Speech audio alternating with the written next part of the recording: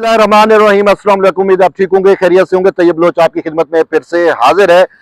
जी, आज की सबसे अहम डेवलपमेंट, सबसे बड़ी ब्रेकिंग न्यूज ये है कि सुप्रीम कोर्ट में जो कॉन्स्टिट्यूशनल बेंच है उसके सरबराह का तायुन हो गया है। अब से कुछ देर कबल चीफ जस्टिस याह्या खान अफरीदी की सरबराही में जुडिशियल कमीशन का इजलास हुआ। जुडिशियल कमीशन जो है वो 12 रुकनी जुडिशियल कमीशन था और जुडिशियल कमीशन में जो मेन एजेंडा था वो कॉन्स्टिट्यूशनल बेंच का जो हेड है वो लगाया जाना था और कॉन्स्टिट्यूशनल बेंच की तश्कील जो है वो की जानी थी। तो यूं 7-5 के तनासब से जो है वो justice Aminuddin Khan judicial commission के सरबराह मुकर्रर हो चुके हैं। और इसके साथ साथ इसमें justice Ayesha Malik judicial commission की रुकन हुई, जस्टिस मोहम्मद अली मजहर, जस्टिस हसन अजहर रिजवी और जस्टिस जमाल खान मंदुखेल, जस्टिस नईम अख्तर अफगान और जस्टिस मुसर्रत हिलाली। और यूं ये 7 रुकनी बेंच जो है वो 7-5 के तनासब से जो है वो तश्कील पा चुका है और ये कॉन्स्टिट्यूशनल बेंच है। और इसमें जो है वो 2 का ताल्लुक सिंध से है, जस्टिस मोहम्मद अली मजहर और जस्टिस जो है वो हसन अजहर रिजवी। सरबराह का ताल्लुक जस्टिस अमीनुद्दीन खान जो सरबराह हैं उनका ताल्लुक पंजाब से है। और बलूचिस्तान से 2 जज लिए गए हैं, जस्टिस नईम अफगान और जस्टिस जमाल खान मंदुखेल। और खैबर पख्तूनख्वा से जस्टिस जो हैं खैबर पख्तूनख्वा से जस्टिस मुसर्रत हिलाली। ठीक है, अब ये बेंच जो है वो तश्कील दे दिया गया है।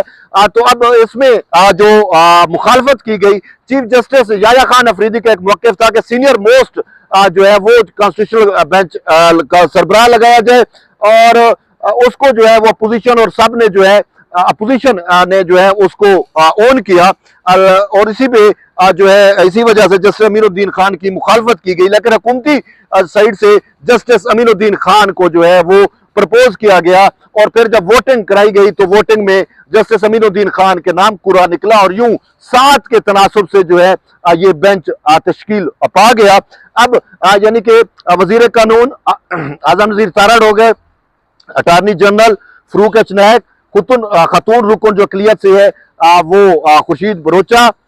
अच्छा, उसके साथ जो है वो पाकिस्तान बार कौंसिल के जो नुमाइंदे हैं वो फरूक एच नायक और शेख आफ्ताब, ये 7 वोट होते हैं। अब जो मुखालफत में वोट है उसमें chief justice Pakistan justice Mansoor Ali Shah, justice Munib Akhtar, Shibli Faraz और उमर अयूब। और यूं जो है वो 7-5 के तनासब से ये मुहिमा भी हल हो गया है।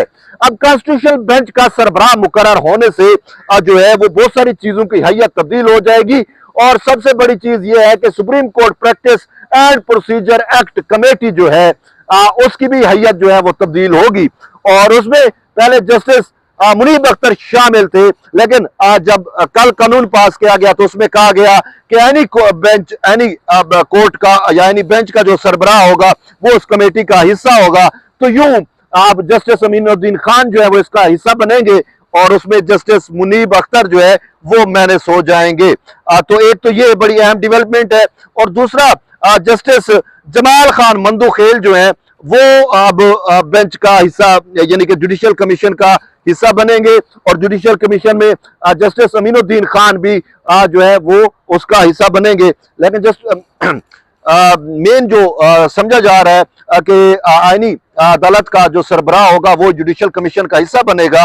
तो यूं अगर हम देखें तो पहले 12 की स्ट्रेंथ थी, तो जैसे अमीनुद्दीन खान को शामिल करें तो 13 की स्ट्रेंथ जो है अब ये बन जाएगी।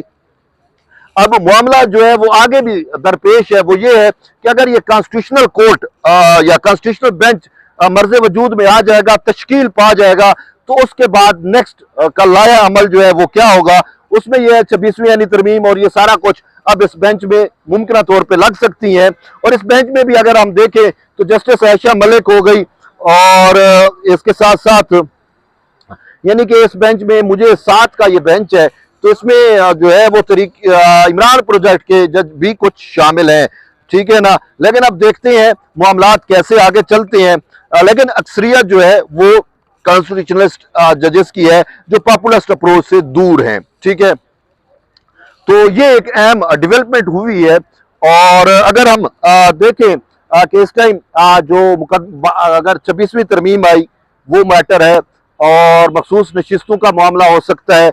अच्छा, फिर आगे कहा जा रहा है कि इस पे लार्जर मतलब है इसकी जो अपील होगी उसके लिए नया कॉन्स्टिट्यूशनल बेंच बनाया जाएगा। और उस पर मैं अभी मतलब मैं इस पे वो नहीं हूँ कि आया ये 5 ये जो 7 का बेंच है ये उसमें शामिल होगा या उसके लिए नए जज अपॉइंट किए जाएंगे। ये अभी चीज है कि वो जो नया 9 रुकनी बेंच बनेगा वो इसी में से होगा, इनमें से और ऐड किए जाएंगे या वो टोटल डिफरेंट होगा। ये एक पॉइंट है, इस पे मैं वर्क करूंगा तो ही मैं आपको फिर आगे आगाह कर सकता हूं। लेकिन सबसे अहम चीज, अहम नुक्ता जो है वो ये है कि जस्टिस मंसूर अली शाह सीनियर 3 है और जस्टिस याया खान अफरीदी चाहते थे कि उनको जो है वो शामिल किया जाए। और उनका एक असूली मौक़िफ़ था कि जी सीनियरिटी के असूल को मद्देनजर रखा जाए और वो कॉन्स्टिट्यूशनल बेंच के हों। लेकिन हुकूमत ने जो है वो रुकावट डाली, पोजीशन ने हिमायत की और यूं जस्टिस मंसूर अली शाह का भी नाम तजवीज़ किया गया और उनके मुकाबले में जस्टिस अमीनुद्दीन खान थे। तो जस्टिस मंसूर अली शाह को यूं समझे 5 वोट पड़े, 7 ने मुखालफत की, या यूं समझे कि जस्टिस अमीनुद्दीन खान की 7 ने हिमायत की और 5 ने मुखालफत की। तो यूं आपको अब कॉन्स्टिट्यूशनल बेंच का जो एक हैयत है वो खोल के सामने आ गई है। मैं फिर से बता रहा हूं कि जस्टिस अमीनुद्दीन खान सरबराह होंगे, जस्टिस आयशा मलिक उसमें शामिल हैं, जस्टिस मोहम्मद अली मजहर शामिल हैं, जस्टिस हसन अजहर रिजवी उसमें शामिल हैं और उसके साथ साथ जस्टिस जमाल खान मंदोखेल हैं, जस्टिस नईम अफगान है और जस्टिस मुसर्रत हिलाली जो हैं वो इस बेंच का जो है वो बाकायदा तौर के ऊपर हिस्सा है। तो अब ये जब बेंच तश्कील पा जाएगा, बल्कि तश्कील तो हो गया, तो अब आगे देखते हैं मामलात जो है वो कैसे चलेंगे। और जुडिशल कमीशन का इजलास जो है वो 2 हफ्तों के लिए मुलतवी कर दिया गया है। ठीक है, 2 हफ्तों बाद जुडिशल कमीशन का इजलास फिर से होगा और उसमें 2 हफ्तों बाद उसका एजेंडा जो है वो सिंध के अंदर जो कॉन्स्टिट्यूशनल कोर्ट स्कैम की जानी है वो होगा। लेकिन इसी असना में हमें ये लग रहा है कि पहले सिंध के अंदर जो है वो सिंध असम्बली इस हवाले से करारदाद पास करेगी। सिंध असम्बली की करारदाद पास होने के बाद फिर मामला जुडिशल कमीशन में आएगा और फिर सिंध के अंदर जो कॉन्स्टिट्यूशनल बेंच है उसके क़याम को जो है वो पाया तकमील तक जो है वो पहुंचाया जाएगा। तो यूं एक जो समझा जा रहा था मामला वो अब सामने बिल्कुल खुल के आ गया है। और जस्टिस अमीनुद्दीन खान शुरू से हम कह रहे थे मोस्ट फेवरेट थे जस्टिस अमीनुद्दीन खान की हुकूमत जो है वो जस्टिस अमीनुद्दीन खान का नाम ही तजवीज़ करेगी। और फिर हमने देखा भी सही कि एक साइड पे मंसूर अली शाह और एक साइड पे जस्टिस अमीनुद्दीन खान थे। तो मंसूर अली शाह की मुखालफत की गई, हुकूमत की जानिब से भी मुखालफत की गई, वजीर कानून ने मुखालफत की, पाकिस्तान बार कौंसिल ने मुखालफत की और फिर कुरा जो है वो निकला जस्टिस अमीनुद्दीन खान की अमीनुद्दीन खान के नाम पे। और यूं अब जस्टिस अमीनुद्दीन खान जो है वो अब इस कॉन्स्टिट्यूशनल बेंच के बाकायदा तौर पर सरबराह होंगे। तो ये एक बड़ी अच्छी बात है। तो बहरहाल जुड़े रहिए तैयब बलोच के साथ, मिलते हैं एक नई वीडियो, तब तक इजाजत दें, अल्लाह हाफिज।